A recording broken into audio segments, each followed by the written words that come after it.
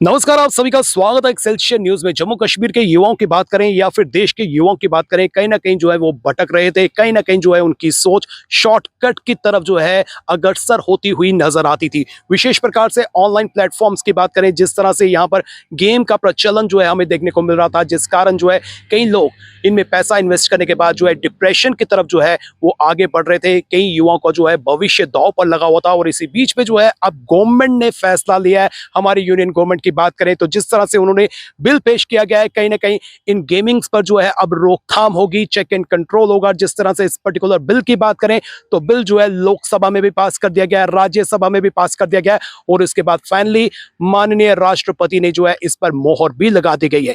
आइए इसी विषय पर, इसी बिल पर जो है जानने की कोशिश करते हैं कि हमारा युवा वर्ग किस नजरिए से देखता है। सर, आपसे बात करते हैं, आपका नाम? जी, मेरा नाम शिवम सिंह है और मेरी पढ़ाई अभी 4th year the law school BA LLB university of Jammu से चल रही है। शिवम जी, जिस तरह से कई तरह के बिल जो है मॉनसून सेशन में हमें देखने को मिल रहे हैं, गेमिंग को लेकर, प्रमोशन एंड रेगुलेशन को लेकर जो है एक बिल पेश किया गया जिसे पारित भी कर दिया गया है। किस नजरिए से देखते हैं इस बिल को और क्या लगता है कि इसका क्या इम्पैक्ट है और कितना जरूरी था ये? देखिए, यूनियन ऑफ गवर्नमेंट का ये एक बहुत ही सराहनीय स्टेप है, क्योंकि जैसे कि हम बात करें यूथ जो कि फ्यूचर ऑफ आवर कंट्री है, वो इन ऐप्स में बहुत ही घुस चुका था। और मैं आपको बताना चाहूँगा, ये जो ऐप्स थे इससे पहले इसकी कोई रेगुलराइजेशन का कोई कंसेप्ट हमारे इंडियन लॉज में नहीं था। ये ऐप्स पहले स्किल्स एंड जो मोटिव्स हैं इंसान के उस पे वर्क करते थे, तभी इसको गैम्बलिंग के अंदर भी हम कवर नहीं कर सकते थे और ये फुली एक टाइप का इम्यूनिटी में थे सरकार की। तो अगर पास्ट में कोई फ्रॉड हो भी जाता था कि किसी इंसान ने, किसी यूथ ने, किसी पेरेंट ने पैसे इस ऐप में लगा दिए और कल को वो ऐप अगले ही सुबह बंद हो गया, तो गवर्नमेंट ऑफ इंडिया के पास कोई प्रॉपर सिस्टम नहीं था कि वो इसको मॉनिटर कर पाए, जब वो पैसे वापस रिकवर कर पाए। तो जैसा कि हम सब जानते हैं, ये जो बिल 21 अगस्त को पास हुआ है, ये एक बहुत ही अच्छा स्टेप है ये यूथ की सेफ्टी के लिए। एंड जो भी लोग इस ऐप में खेलते हैं, इन ऐप में पैसा इन्वेस्ट करते हैं, उनकी सेफ्टी के लिए।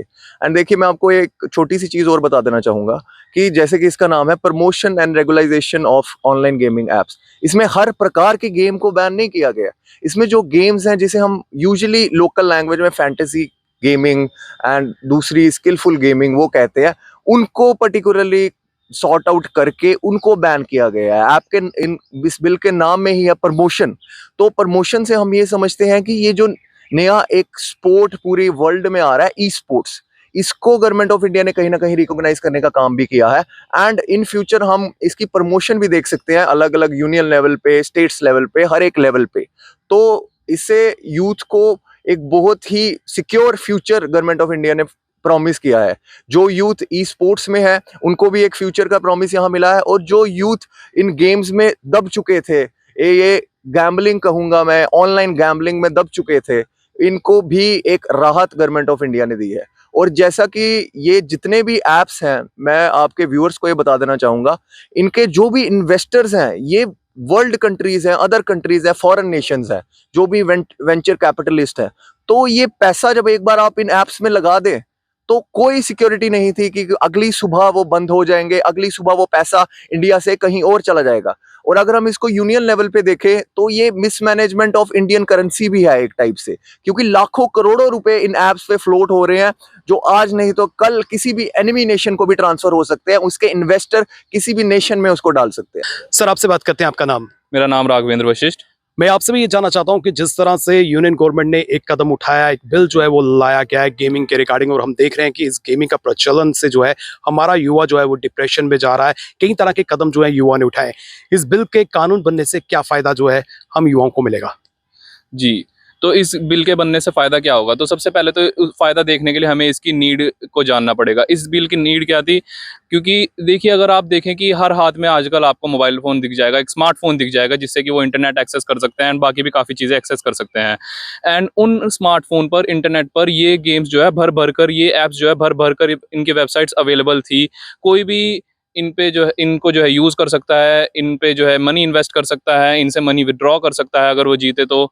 तो इन पर जो है कोई रिस्ट्रिक्शन नहीं था, इन पर कोई स्पेसिफिक लॉ, कोई स्पेसिफिक मैकेनिज्म नहीं था जो इनको चेक में रखे। अब जो ये बिल आया है, इससे एक चेक बन जाएगा इन पर कि जहाँ जहाँ पर कि स्टेट बॉर्डर से अगर मतलब स्टेट बॉर्डर में डिफरेंस देकर अगर कोई इसको चला रही है इस ऐप को, तो वहाँ पर उस पर चेक आ जाता है। और अगर फॉरेन कोई इन्वेस्टर है जो कि फॉरेन से कोई ये ऐप चला रही है, तो उस पर भी एक चेक आ जाता है।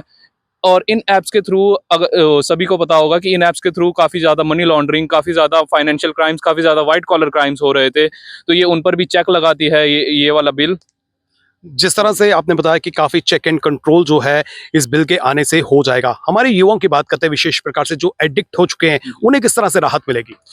जी, तो WHO ने भी इसको एक गेमिंग डिसऑर्डर के नाम से बयां किया है इस बीमारी को, जिससे कि लोग एडिक्टिव हो जाते हैं। अब जहाँ जहाँ तक कि इस पर लॉ बन जाएंगे, तो लॉ के नाम से जो कि लॉ अबाइडिंग सिटीजन होगा इंडिया का, वो इस ऐप्स को चलाना बंद कर देगा, जिससे कि उनके बिहेवियर पर भी इम्पैक्ट पड़ेगा। उनके बिहेवियर पर कैसे इम्पैक्ट पड़ेगा, जहाँ पर वो एडिक्टिव हो जाते थे इन ऐप से, जहाँ पर वो स्ट्रेस्ड हो जाते थे, जहाँ पर वो पैसा हारते जाते थे, फिर अपने दोस्तों से, अपने फैमिली से, अपने आसपास के लोगों से उधार लेते थे और फिर भी हार जाते थे इन पैसों से। और फिर उनके दिमाग में यही चलता रहता था कि इस पैसे को वापस रिकवर कैसे करे, वो वापस रिकवर कैसे करे।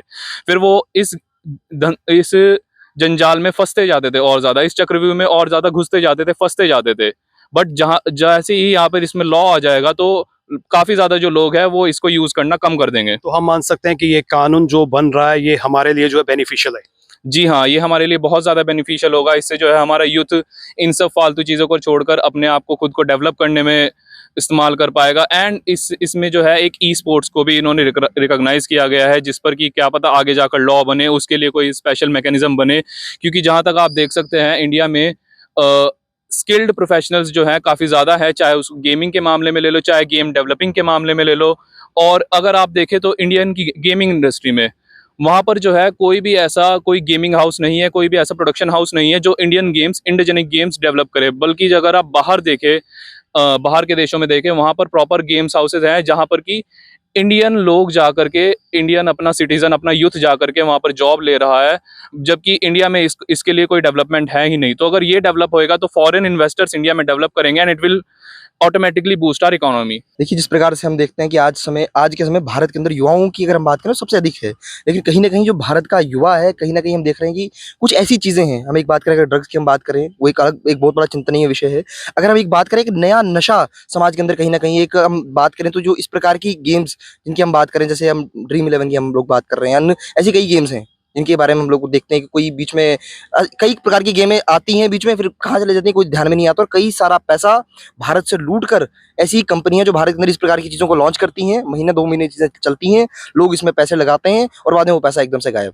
इसको लेकर ना कोई रेगुलेटरी बॉडी है कि अगर कोई बाई चांस ऐसी कोई गेमिंग प्लेटफॉर्म को शुरू करता है, कल को वो किसी के पैसे से फ्रॉड कर दे, उसके ऊपर कोई, आप उसे कैसे स्यू करेंगे? इसके ऊपर कोई रेगुलेटरी बॉडी ही नहीं बनाई गई है। इस प्रकार के विषय को लेकर जो सरकार द्वारा जो एक ऐसा अपना रेजोल्यूशन, जो बिल जो एक के रूप में अगर हम देख रहे हैं, जो लोकसभा के अंदर लाया गया, एक बड़ा स्वागत योग्य कदम है। और आने वाले समय के अंदर जो कहीं ना कहीं एक ऑनलाइन, अगर जैसे हम कहें कि, तो सट्टेबाजी को या जुए को जो ऑनलाइन लेने जाने का काम, जो करने का काम, कुछ इस प्रकार के पोर्टल्स करने का काम कर रहे हैं, तो कहीं ना कहीं नकेल कसने का काम सरकार ने किया है। तो क्या लगता है कि हमारा युवा जो है कितना संलिप्त हो चुका था, कितना एडिक्ट हो चुका था? कहीं ना कहीं इससे हम देख रहे थे युवा के अंदर जो एक उसकी जो रुचि कहीं ना कहीं स्किल कोर्स को करने के अंदर होनी चाहिए, वो कहीं ना कहीं इस प्रकार से, जो कि किस प्रकार से मुफ्तखोरी से हम पैसा कमा सकते हैं, उसकी तरफ कहीं ना कहीं जा रहा था। तो कहीं ना कहीं आने वाले समय के अंदर जो इस प्रकार की चीजें युवाओं के अंदर जो गलत चीजें आ रही थी, उन सब चीजों को लेकर ये बिल काफी आने वाले समय के अंदर हम देखते हैं कि काफी काम आने वाला है। निसंदेह इस बिल के कानून बनने से हमारे युवा वर्ग को काफी हद तक लाभ मिलेगा। और जिस तरह से ई स्पोर्ट्स की बात करें या फिर सोशल गेम्स की बात करें, कहीं ना कहीं जो है इसको भी बढ़ावा मिलेगा। लेकिन जिस तरह से यहाँ पर गेम्स पर पैसे इन्वेस्ट किए जा रहे हैं, गेम पर जुआ लगाया जा रहा है, गैम्बलिंग की जा रही है, कहीं ना कहीं जो है इस पर रोकथाम होगी, चेक एंड कंट्रोल होगा। और कहीं ना कहीं जो युवा भटक रहा है, युवाओं का पैसा जो मिसयूज हो रहा है, उस पर जो है अंकुश लग पाएगा। फिलहाल हमारे युवा वर्ग का यही कहना है कि ये सराहने योग्य जो है बिल लाया गया है और कहीं ना कहीं जो है इसका लाभ हर किसी को मिलेगा। फिलहाल नितिन कनोत्रा और मुझे यानी कि रितेश गुप्ता को दीजिए इजाजत और आप देखते रहें एक्सेलशियर न्यूज।